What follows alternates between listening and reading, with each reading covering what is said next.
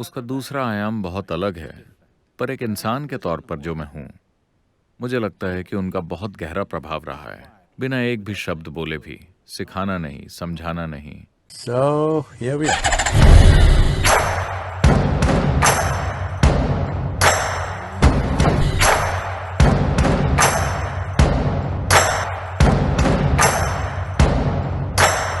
मेरे ख्याल से कभी भी प्यार का कोई बड़ा दिखावा नहीं किया गया। वो रिश्ता तो वैसे भी था ही। ये बात तो वैसे भी तय थी कि हम उनकी जिंदगी में सबसे ज्यादा अहमियत रखते हैं। तो हमने ये कभी नहीं सोचा कि ओ, वो हमें प्यार करती हैं, हमारा ख्याल रखती हैं। ऐसे विचार कभी नहीं आए। उनका पूरा जीवन मानो बस यही है। उनके जीवन में बस हम ही अहमियत रखते थे।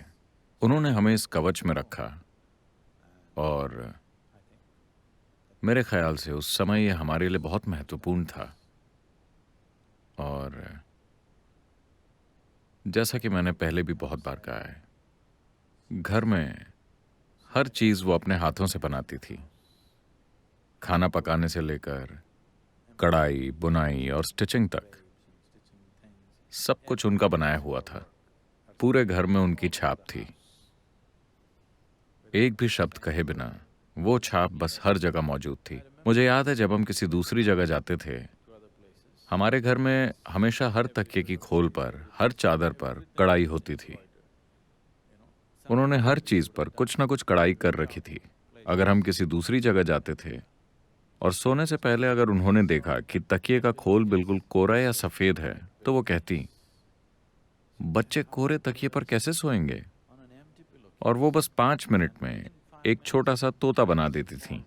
मुझे अभी भी वो हरे तोते अच्छी तरह से याद हैं, क्योंकि उस तोते को देखते हुए मैं सो जाता Just था। fall asleep.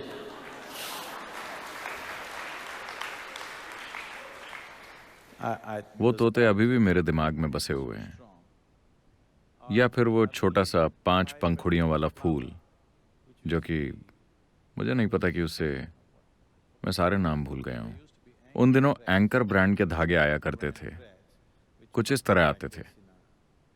जब आप उनसे सिलाई करें, तो जैसे एक जगह गुलाबी रंग है तो दूसरी जगह से थोड़ा लाल होगा। मुझे यकीन है कि वो चीजें आज भी मिलती होंगी, पर मैंने काफी समय से देखी नहीं है। तो मैं बस उस 5 पंखुड़ी वाले फूल को देख रहा हूं और मुझे नींद आ रही है। और वो ज्यादातर गुलाबी है। 3 पंखुड़ी गुलाबी हैं, 2 थोड़ी सी लाल हैं। और मेरा दिमाग सोच रहा है कि ये ऐसा क्यों है? क्यों?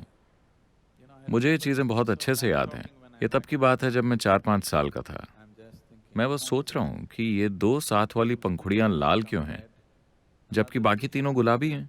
मैंने वो धागा देखा है, मैंने उसके साथ हर तरह के काम किए हैं। धागे में रंग के पैटर्न्स के हिसाब से तो ये इतने करीब नहीं होने चाहिए मेरे दिमाग में। तो इन सभी छोटी छोटी चीजों ने, उनके बनाए खाने के हम गुलाम थे। चाहे हम जहां भी जाते, अगर हमें किसी शादी या पार्टी या कहीं और भी ले जाया जाता, तो वहां हम खाना खाने का नाटक करते और फिर घर आकर जम के खाना खाते, क्योंकि उनके बनाए खाने का कोई जवाब ही नहीं था। वो इतना बढ़िया था। पता नहीं, ये कोई बहुत लाड़ प्यार से भरा हुआ रिश्ता नहीं था। वो बस हमेशा वैसे ही मौजूद था। उनके बिना आप जीवन की कल्पना ही नहीं कर सकते। बस वो हमेशा वहां थी। कभी ऐसा नहीं होता कि वो ना हो। मुझे लगता है कि आज आर्थिक कारणों से महिलाएं घर से बाहर कदम रख रही हैं। मैं इस पर कोई टिप्पणी नहीं कर रहा, पर एक बच्चे के लिए जब वो घर आता है, घर में कोई नहीं है, वो खुद ही ताला खोलकर अंदर आता है, ठंडा खाना खाता है और वहां बैठ जाता है। पश्चिमी देशों में अधिकतर बच्चों का यही नसीब है, और दुर्भाग्य से यही किस्मत भारत के अधिकतर शहरी बच्चों की भी होती जा रही है। बस इतना ही कि जब आप घर आते हैं तो वो आपका बैग लेती हैं और आपसे पूछती हैं कि आज क्या हुआ, और वो आप जूते पहनकर ही घर में दौड़ लगाना चाहते हैं, पर वो आपके जूते उतार देती हैं। ये कोई साधारण बात नहीं है। ये जीवन को बदल देने वाली बातें हैं।